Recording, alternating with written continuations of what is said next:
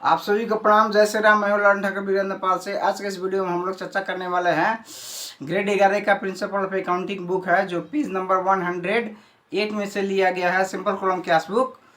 तो उसी cash book का हम लोग सॉल्यूशन करेंगे।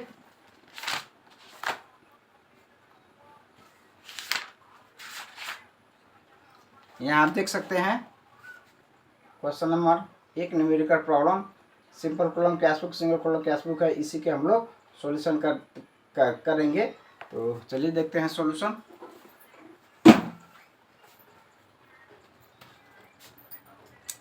ये सिंपल और सिंगल कॉलम कैश बुक समझने के लिए हम लोग का क्या करना होगा कि इस क्वेश्चन को हम लोग पहले जर्नल एंट्री पास कर लेते हैं।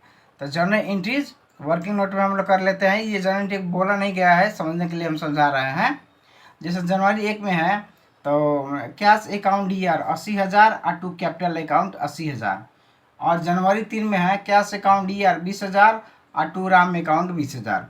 उसके बाद जनवरी 8 में है वेजेज अकाउंट डीआर 4,000 और टू कैश अकाउंट 4,000। और जनवरी 15 में है परचेज अकाउंट डीआर 50,000 और टू कैश अकाउंट 50,000। उसके बाद जनवरी 20 में है कैश अकाउंट डीआर 30,000 और टू सेल्स अकाउंट 30,000। ये क्वेश्चन को हम लोग जर्नल एंट्री पास कर दिए। अब क्या करना है, पोस्ट देम इनटू लेजर। अब इसी को कैश अकाउंट बना देना है। इसी को हम लोग बोलते हैं सिंपल और सिंगल कॉलम कैश बुक। अब लेजर का फॉर्मेट क्या होता है, date particular JF amount, date particular JF amount, DR side और सीआर साइड अमाउंट। ठीक है। अब क्या करना है, इधर आइए। अब यहाँ देखना है लेजर पोस्टिंग करना है। तो कैश अकाउंट के लेजर पोस्टिंग करना है। तो कैश डेबिट साइड में है तो डेबिट साइड में एंट्री करना है, लेकिन कैश का अपोजिट क्या है, कैपिटल। तो यहाँ लिखना है जनवरी 1 और टू कैपिटल अकाउंट 80,000 रुपये अमाउंट कर देना है। उसके बाद में जनवरी 3 में है कैश अकाउंट डेबिट साइड में है तो डेबिट साइड में एंट्री करना है, लेकिन कैश का अपोजिट कौन है, राम। तो राम कर देना है। तो जनवरी 3 लिखना है और टू राम अकाउंट 20,000 रुपये हम लोग को लिख देना है। अब उसी तरीक़ा से है कैश अकाउंट सीआर साइड में है जनवरी 8 में। तब कैश अकाउंट के अपोजिट क्या है, वेजेज अकाउंट। तो वेजेज अकाउंट लिखना है हम लोग को जनवरी 8 में, डेट लिखना है। अब बाई वेजेज अकाउंट लिख देना है 4,000 रुपया। अब यहाँ देखना है जनवरी 15 में है कैश अकाउंट सीआर साइड में, तो सीआर साइड में डेट लिखना है जनवरी 15, लेकिन कैश के अपोजिट परचेज लिखना है। तो यहाँ जनवरी 15 लिख दिए। अब बाई परचेज अकाउंट 50,000 रुपये लिख दिए। उसके बाद में जनवरी 20 में कैश डेबिट साइड में है तो डेबिट साइड में एंट्री होगा, लेकिन कैश के अपोजिट होगा। तो कैश का अपोजिट क्या है, सेल्स। तो टू सेल्स हम लोग करेंगे। तो जनवरी 20 डेट लिखना है डीआर साइड में और टू सेल्स लिख देना है 30,000 रुपया। तो 30,000 रुपया हम लिख देंगे। अब क्या करना है कि सिंपल कॉलम कैश बुक का डीआर साइड पहले जोड़ना है। तो डीआर साइड 80, 20, 30, 1,30,000। अब यहाँ आना है सीआर साइड में। सीआर साइड में आना है तो 4,000, 50,000, 54,000। अब 1,30,000 में से 1,30,000 में से 54,000 रुपया घट जाएगा। तब बैलेंस सीडी बचेगा 76,000 रुपया।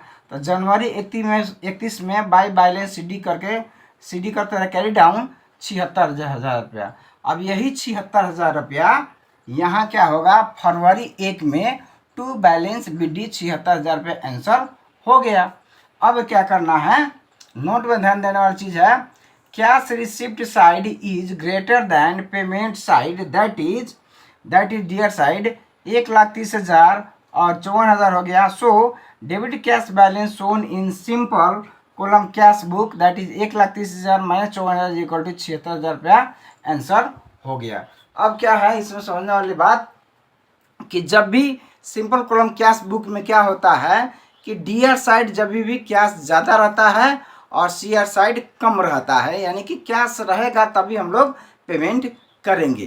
तो डीआर साइड में जब भी हम लोग का पास पैसा ज़्यादा रहेगा तब हम लोग कैश हम लोग पेमेंट कर सकते हैं। तो इस चैप्टर को समझने के लिए हम लोग को जर्नल एंट्री बहुत अच्छा से आना होगा और उसको लेजर पोस्टिंग बहुत बढ़िया से आना होगा, तभी हम लोग अच्छा से समझ इस चैप्टर को पाएंगे। जिस विद्यार्थी को जर्नल एंट्री और लेजर अच्छा से समझ में आ गया है, इस चैप्टर का समझना उतना ही आसान हो जाएगा। तो इस वीडियो में इतना ही, फिर मिलेंगे दूसरे वीडियो में। तब तक के लिए पढ़ते रहिए, खुश रहिए। अगर वीडियो अच्छा लगे तो लाइक कर सकते हैं, शेयर कर सकते हैं, सब्सक्राइब कर सकते हैं और बेल आइकन दबाना ना भूलें, ताकि कोई भी वीडियो अपलोड हो तो सबसे पहले आपके पास पहुंचे। वीडियो देखने के लिए आप सभी को बहुत बहुत धन्यवाद। तब तक के लिए जय नेपाल।